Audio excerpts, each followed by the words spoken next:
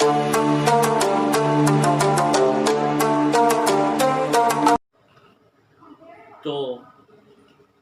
शुभू तुरंत ही, ऐसा नहीं कि कल सोच के बताएंगे, ऐसा नहीं, तुरंत ही जब वो अगला डायरेक्टर जो है 4 ऑप्शन से उसका शूटिंग ठीक नहीं हो पा रहा था, तो तुरंत शुभू क्या करता था कि 14 ऑप्शन रखता था, 14 ऑप्शन रखता था कि कैमरा को कैसे कैसे पानी में ले जाना है, किस एंगल में रखना है, और फिर शूटिंग हो जाती थी। ये शुभू में कमाल था। और शुभू में क्या कमाल था कि जैसे कोई नया नया हीरो आया हुआ है, अभी पहला ही उसका फिल्म है और शूटिंग हो रहा है, उतना जानकार नहीं है, तजुर्बा नहीं है, डायरेक्टर बोल दिया हाँ भाई डायलॉग बोलिए, रो रो के डायलॉग बोलना है आपको, लाइट कैमरा एक्शन सब कुछ कर दिया। अब हीरो को नकली आंसू लगा भी दिया गया, डायलॉग भी बोल रहा है, लेकिन चेहरे पर फीलिंग नहीं ला रहा है रोने का, बार बार डायरेक्टर परेशान हो रहा है, कट कट कर रहा है। तो शुभू अगर कहीं उस हीरो को हेल्प कर देता था तो क्या करता था कि हीरो को ले जाता था साइड में और ले जा करके उसको पता नहीं क्या समझाता था, शुभू जाने और वही डायरेक्टर जाने, एक्टर जाने। फिर जब उधर से आता था तो इतना बढ़िया रो के डायलॉग मारता था कि जैसे कि मानो इस हीरो का जो है नानी अपना मर गई है। तो ये शुभू में गुण था। और शुभू में गुण क्या था कि वह लेखक नहीं था, लेकिन पता नहीं फुर्सत में था, एक उपन्यास लिख दिया। और उपन्यास हालांकि तमिल भाषा में लिखा गया, उपन्यास का नाम था थिल्लाना महाबल, और यह उपन्यास विश्व प्रसिद्ध हो गया। तो क्यों हो गया विश्व प्रसिद्ध? तो उन्होंने एक लिखा था इस उपन्यास में, देवदासी प्रथा के बारे में लिखा था। देवदासी प्रथा उस जमाने में जो है ज़्यादा जोर पर थी। क्या थी प्रथा कि पहले ज़माने में बाल विवाह हो जाया करता था, बच्चा अभी छोटा ही है तो शादी हो जाती। तो ऐसी स्थिति में अगर बच्ची मर गई तो बच्चे का पुनः विवाह हो जाता था, लेकिन अगर बच्चा मर गया तो बच्ची का फिर विवाह नहीं होता था, बल्कि उसको गांव से बाहर एक मंदिर में छोड़ आते थे लोग। और ऐसे ऐसे देवदासियाँ और भी वहाँ पर रहती थी, वो लोग ही इनका पालन पोषण करती थी बच्ची का, और सादा जीवन, उबला हुआ खाना, सफ़ेद वस्त्र पहनना, ये सब जीवन गुजारती थी। तो ये जो देवदासी प्रथा थी उसी के ऊपर वो उपन्यास लिखा गया था जो विश्व प्रसिद्ध हुआ। और शुभू में क्या गुण था? शुभू कवि नहीं थे, लेकिन इतना बढ़िया गाना और इतना बढ़िया कविता लिख देते थे, और जिस पर गाना बनती थी तो गाना सुपर हिट जाता था। फिल्मों में गाना कैसे डाला जाता है वो भी आप समझ लीजिए तरीका। डायरेक्टर किसी भी फिल्म को पूरा तैयार कर लेता है बिना गाना का, टोटल कहीं भी गाना नहीं आता है, पूरा फिल्म तैयार। उसके बाद हम आप जैसे कभी लोग जाते हैं कि सर हमको मौका दिया जाए, हम तो पहले फिल्म बन रही होती है, बनने पहले भी जाता है लोग कि सर हमको मौका दिया जाए, हमको मौका दिया, हम गाना लिखते हैं, कवि हैं। तो डायरेक्टर क्या करता है, सबका एड्रेस पता ले कर रख लेता है। अब जिस दिन फिल्म में उसको गाना डलवाना है तो सब कवि को बुलाता है, आप बुलवा करके, और क्लास में आप लोग जैसे बैठते हैं सभी लोग को बैठाया जाता है, और बोर्ड में जैसे देखते हैं आप लोग उस तरह से फिल्म चला जाती है, सारे लोग देखते रहते हैं। डायरेक्टर को जिस जगह पर गाना चाहिए उस सब जगह डायरेक्टर फिल्म को रोकवा देता है, स्टॉप, फिल्म रुक गई। और सभी कवियों को सीन समझाया जाता है कि देखिए सीन ऐसा है कि हीरो जो गांव से शहर आया था पैसा कमाने, शहर में ही उसका प्रेम हो गया और वहीं शादी कर लिया। अब गांव में उसकी माँ बीमार पड़ गई या कोई गांव में कुछ ऐसा हो गया, फिर गांव चला गया, हीरोइन रह गई है शहर में ही, दोनों के बीच में एक जुदाई है। इसी पर एक गाना चाहिए।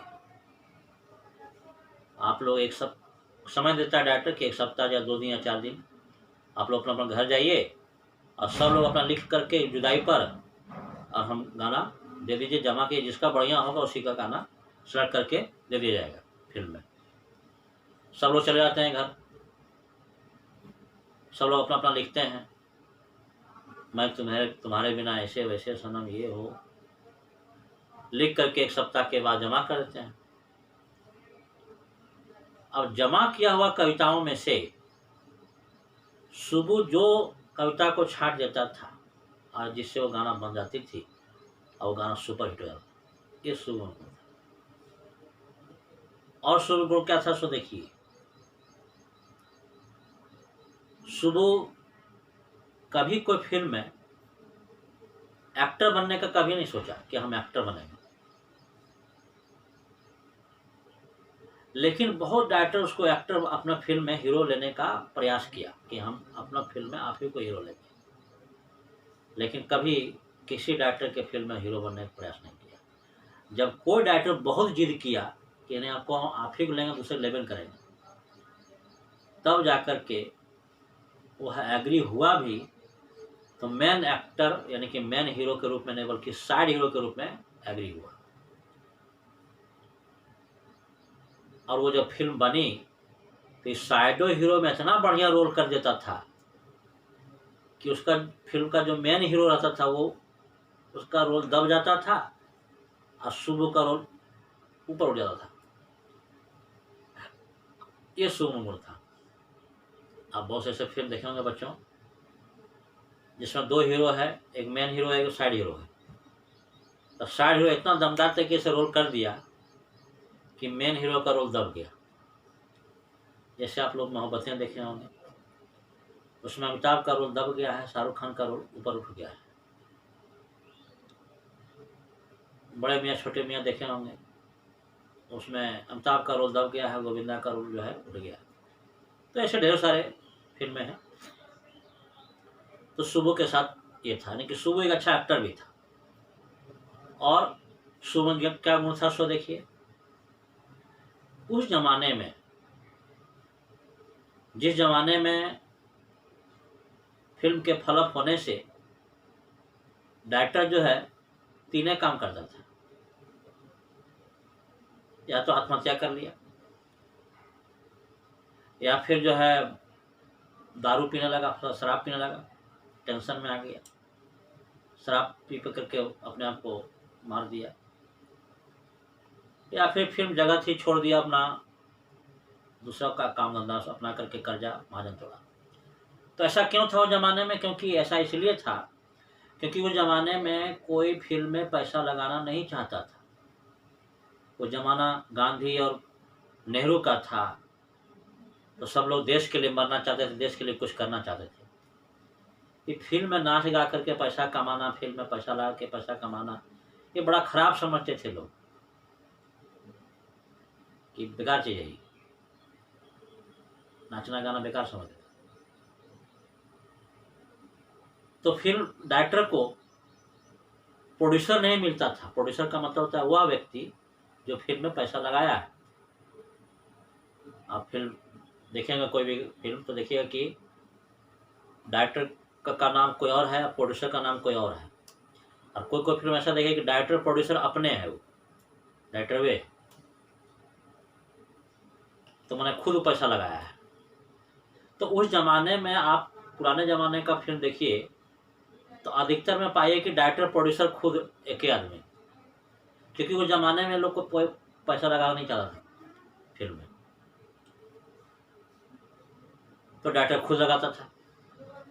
तो डायरेक्टर भी इतना अमीर नहीं था कि हाँ पैसा खूब अनाप शनाप है लगा दिए।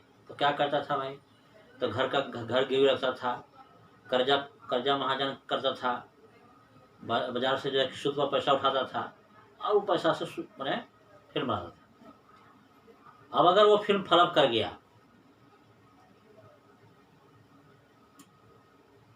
तो जैसे ही फिल्म फ्लॉप कर गया वो कर्जा में डूब गया पैसा उसका। फिल्म हिट और फ्लॉप समझ रहे हैं आप सभी बच्चे? फिल्म हिट का मतलब होता है कि जितना पैसा लगा है फिल्म में उससे अधिक आ जाना, फिल्म हिट हो गया। और जितना पैसा लगा उससे कम आना फ्लॉप हो गया। और जितना पैसा लगा उतना ही आना वो एवरेज कहलाया। तो फिल्म अगर फल हिट कर गया उस जमाने में तब तो ठीक है, राइटर का पैसा आ गया, अपना कर्जा महाजन तोड़ दिया, घर गिरवी था छुड़ा लिया।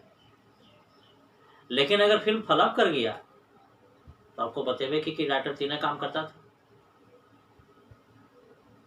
अच्छा, एक काम और वे करता था कि किसी राइटर का हृदय अगर कमजोर रहा तो जैसे सुना कि फिल्म फ्लॉप, उसका हार्ट अटैक आ गया, मर गया। ऐसा जमाना था। और ऐसे जमाने में सुबह का कोई फिल्म अगर फ्लॉप करता था उसके चेहरे पर कहीं कोई दुख या सिकन नहीं होता था। उसके चेहरे पर वही खुशी रहती थी जो फिल्म के सुपर हिट होने पर होता था। यानी कि सुबह कभी किसी फिल्म के फ्लॉप होने पर दुखी नहीं हुआ। उस जमाने की बात है। और सुबह में क्या गुण था सो देखिए। सुबह कभी किसी से जलता नहीं था। ये सबसे बड़ी बात है। सबसे बड़ा गुण देखिए यही है। वो कभी किसी से ईर्ष्या जलने लगता था। उसको ये नहीं लगता था कि ये डायरेक्टर बहुत सुपर हिट कर रहा है तो आगे वो चल के हो सकता है कि सुपर हिट करते करते करते करते ऐसा हो जाएगा कि एस वासन हमको हटा देगा, अब दाहिना हाथ के रूप में अपना इसी के रूप में इसी को रख लेगा। ऐसा उसको नहीं लगता था। बल्कि अगर उसका कोई फिल्म हिट होता था तो उसके घर जाता था, उसको समझाता था कि देखिए इस जगह पर थोड़ा सा और आप सुधार करते तो और हिट हो जाता है। ऐसा उसको बढ़ावा देता था। ऐसे में गुण था। तो ये जो गुण होता है किसी में, ये सबसे अच्छा गुण होता है, सब आगे बढ़ने वाला गुण होता है। ऑफिस बॉय अगर डाउन चला गया तो उसके सबसे पीछे अवगुण यही है कि वो सुबह से जलता था। ईर्ष्या जलन ऐसी चीज होती है कि जब आप किसी के प्रति ईर्ष्या जलन रख रहे हैं तो उसका कुछ नहीं बिगड़ेगा, आपका नाश हो जाएगा। क्योंकि एक एसिड है जो अंदर अंदर आदमी को जलाता है। तो इसीलिए ईर्ष्या जलन जो है वो मनुष्य को नाश करता है। जो कि ऑफिस बॉय के साथ किया वो ईर्ष्या जलन, और सुबह के साथ नहीं था, सुबह पहुंचता चला गया। ये सुबह में गुण था। और सुबह में क्या गुण था सो देखिए। सुबह एक अच्छा फिल्म एडिटर भी था। फिल्म एडिटर क्या चीज होता है वो भी समझ लीजिए आप। फिल्म जब पूरा बन के तैयार हो जाती है, रिलीज होने को अब तैयार है, तो अंतिम काम बचता है फिल्म एडिटिंग का। फिल्म एडिटिंग वह चीज होता है, वह काम होता है कि जो सीन है कि कौन सा सीन को कहाँ रखना है, आगे होना चाहिए लेकिन पीछे पड़ गया है, पीछे होना चाहिए आगे पड़ गया है, अथवा नहीं होना चाहिए, इसको हटा देने से ठीक रहेगा। कोई ऐसा डायलॉग, कोई ऐसा गाना, कोई ऐसा सीन जो कि उसको आगे पीछे करना हो या उसको जांच करके हटाना हो या और जोड़ना हो, तो ये काम होता है फिल्म एडिटिंग का। तो इसमें भी सुबह बड़ा माहिर था। आप सभी बच्चे जानते होंगे कि कोई भी एक फिल्म का कोई भी एक सीन या कोई भी एक गाना या कोई भी एक डायलॉग उसको हिट कर सकता है, पूरे फिल्म को हिट कर सकता है, अथवा पूरे फिल्म को फ्लॉप भी कर सकता है। अब आप सोचिए, थोड़ा सा उदाहरण आपको देते हैं। फिल्म देखे होंगे आप गदर। तो गदर में देखिए कि वो जो सीन है कि हिंदुस्तान जिंदाबाद था, हिंदुस्तान जिंदाबाद है और हिंदुस्तान जिंदाबाद रहेगा, ये सीन को अगर हटा दिया जाए, मान के चले कि गदर में वो सीन हटा देते हैं, तो पूरा फिल्म लगेगा कि बेकार है। वो सीन समझिए कि पूरे फिल्म को हिट कर दिया। वो चापाकल उखाड़ना, ये वो वहाँ पर जो सीन आया है, तो ये चीज़ें होती हैं एक सीन का पूरे फिल्म को हिट करना चाहे फ्लॉप कर देना। तो ये काम में भी सुबह बड़ा माहिर था। सुबह में ये गुण था। और सुबह में क्या गुण था सो देखिए। आप लोग बोलते हैं कि सर सुबह में सारा गुण था क्या? तो नहीं, बस ये अंतिम गुण है। तो देखिए, सुबह में गुण ये था कि वह उसके घर में प्रत्येक दिन दर्जनों आदमी का खाना पकता था। तो दर्जनों आदमी का खाना क्यों पकता था भाई? जब सुबह अकेले रहता था, शादी भी नहीं हुई थी उसकी, तो कौन खाता था इतना? तो सुबु का दूर तथा नजदीक का रिश्तेदार, जो दूर दराज गांव में रहते थे या नजदीक से जो रहते थे, सब लोग सुबु के घर आ जाते थे। और सुबु के घर से तब तक नहीं जाते थे वहां से जब तक कि उस शहर में उसको कहीं अच्छा नौकरी नहीं मिल गया। ये सुबु में गुण था। कभी सुबु किसी को नहीं कहा कि तुम यहाँ बैठे बैठे खा रहे हो, भागो यहाँ से। अरे किसी को नहीं, अपना खिलाया रखा, जब तक उसको अच्छा नौकरी नहीं मिल गया वहां से नहीं गया। ये सुबु में गुण था। देखिए क्या होता है कि कोई भी आप अगर नीचे हैं, कोई पोस्ट पर नहीं है, कोई जगह पर नहीं है, तो कहीं आप रिश्तेदार में जाइएगा तो आपको अपना परिचय देना पड़ता होगा कि हाँ मैं ये हूँ, मेरे पिताजी का नाम ये है, मैं उस गांव से हूँ। लेकिन जब आप कोई पोस्ट पर, ऊंचे पोस्ट पर पहुंच जाइएगा, तो जो कल तक आपको पहचानते नहीं थे, आपके पास आएंगे अपना काम बनाने के लिए, और क्या बोलेंगे जानते हैं बच्चों? बोले अरे सर आप हमको नहीं पहचाने? बोलना अरे हम आपके पिताजी के, दादाजी के, दामाद जी के, भगना जी के, नाती जी के पोता हैं, ऐसा बोलेंगे। सर मेरा क्षमा कर दीजिए। तो वही सुबु के साथ हो रहा था कि सुबु जब ऊंचाई पर पहुंच गया तो उसके दूर तथा नजदीक के रिश्तेदार लोग जो हैं वो आते थे और सुबु के यहाँ रहते थे, खाते थे, और तब तक नहीं जाते थे जब तक कि उसका सही नौकरी ना मिल गया। तो सुबु में गुण था। तो इतने सारे गुण के होने के वजह से ही सुबु जो है जेमिनी स्टूडियो के नंबर 2 स्थान पर पहुंचा था। लेकिन इतने सारे गुण होने के बावजूद भी ऑफिस बॉय उनसे जलता था और ईर्ष्या करता था। पूरे जेमिनी स्टूडियो में सुबु का जो अटेंडेंस बनता था, यानी कि सबका वहाँ अटेंडेंस बनती थी, अटेंडेंस आप लोग समझते होंगे, उपस्थिति, तो सुबु का उपस्थिति बनता था स्टोरी डिपार्टमेंट में। लेकिन सुबु रहते कहाँ थे? तो रहते थे हमेशा एसएस वासन के पास, वहीं रहते थे उसके साथ। तो ये सुबु का पैराग्राफ चेंज हो गया। मतलब हम आपको बताए थे कि पैराग्राफ चेंज कहानी चेंज हो जाता है। अब आ जाइए लेखक पर। कहानी के जो लेखक हैं अशोक मित्तल साहब, ये जेमिनी स्टूडियो में क्या करते थे?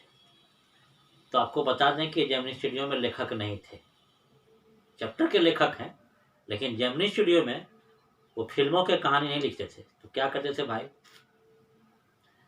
तो आइए शुरू से बताते हैं कि अशोक मित्तल साहब जब गए थे एसएस वासन से काम मांगने के लिए कि सर हम लेखक हैं, हम कहानी लिखा करेंगे, कहानी फिल्मों के, हमको मौका दिया जाए सर। तो अशोक मित्तल साहब, ये आपका एसएस वासन साहब बोले कि देखिए मैं बहुत एक्स्ट्रा लेखक रख लिया, अब एक्स्ट्रा और अधिक लेखक रखना नहीं चाहता। पहले भी कॉन्ट्रैक्ट चलता था, अब भी कॉन्ट्रैक्ट चलता है। तो पहले का कॉन्ट्रैक्ट और अभी कॉन्ट्रैक्ट में अंतर है। पहले डायरेक्टर क्या करता था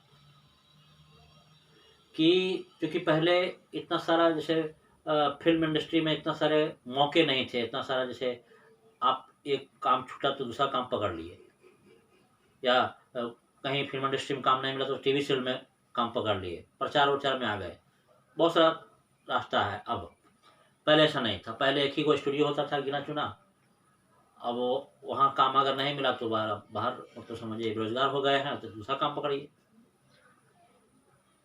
तो पहले क्या था, कॉन्ट्रैक्ट चलता था कि कोई भी डायरेक्टर अगर फिल्म का लेखक हो या कवि हो या फिर हीरो हो या हीरोइन को, जितना दिन तक उसका फिल्म बनेगा, जैसे मान के चलिए कि फिल्म बनाना शुरू किए हैं, 3-4 साल लगेगा फिल्म बनने में, उतना साल तक जो है वो उसको अपने कॉन्ट्रैक्ट पे रख लेता था।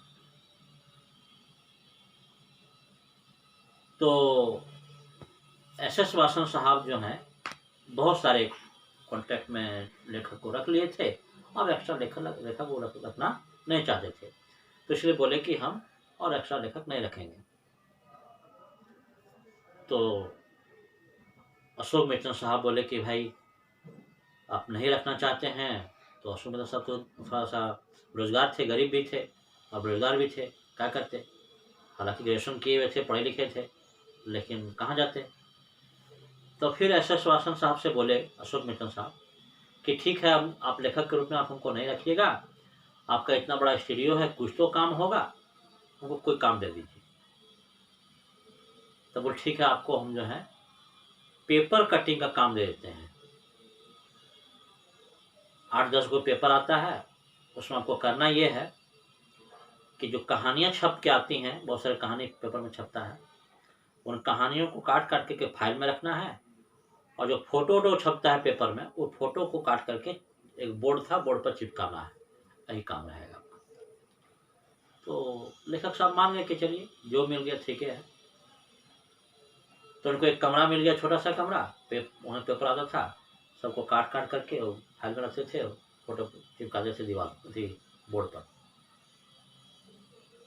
तो कोई भी जेमिनी स्टूडियो के जितने 600 लोग काम करते थे, कोई भी उनके कमरे में गुजारा था, अशोक मिथुन साहब के कमरे में, और एक बड़ा सा लेक्चर झाड़ के जाता था कि क्या सर आप जो है इतना महान लेखक होकर के छोटा मोटा विभाग में अपना जो है कि प्रतिभा गंवा रहे हैं, ऐसा बोल के आता था।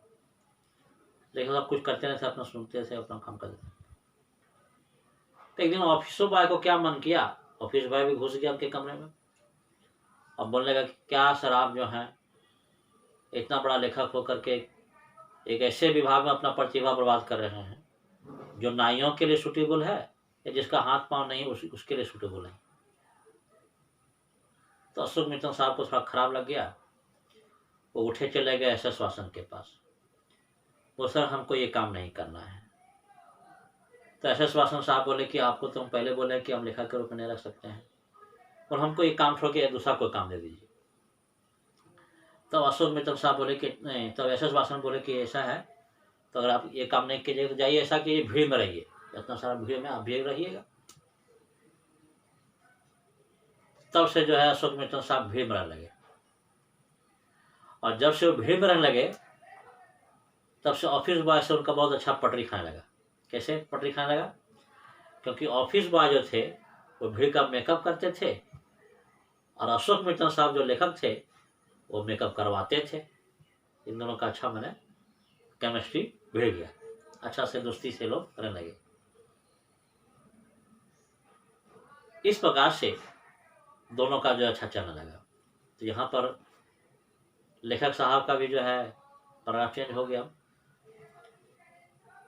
आपको मैं यहाँ बताना चाहूँगा एक चीज कि आखिर पेपर कटिंग का काम क्यों हो रहा था वहाँ पर, क्यों ऐसा किया जा रहा था? तो ऐसा इसलिए किया जा रहा था क्योंकि अगर मान के चलिए कि लेखक लोग छुट्टी पर है, अगर कॉन्ट्रैक्ट में बंधा हुआ है, कॉन्ट्रैक्ट में अगर नहीं बंधा हुआ तो भी लेखक की कमी है, और अगर बंधे हुए हैं तो छुट्टी पर हैं तो भी लेखक की कमी है। तो ऐसे हालात में अगर डायरेक्टर को फिल्म बनाना हो जल्दी से, तो कहानी कहाँ से पाएंगे?